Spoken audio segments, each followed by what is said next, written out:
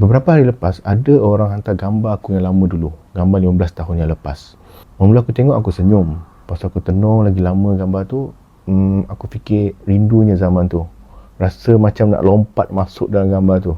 Dan bila aku tenung lama lagi, aku start fikir yang masa orang ambil gambar tu, aku tak terfikir pun yang gambar ni satu hari nanti aku akan tengok dan aku akan cakap aku rindunya zaman ni.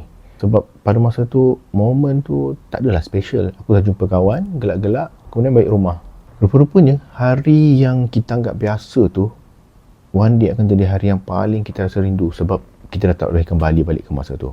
Dan benda tu buat aku tanya-tanya, kalau 15 tahun lepas tu menjadi kenangan yang aku rindu, macam mana pula dengan hari ni?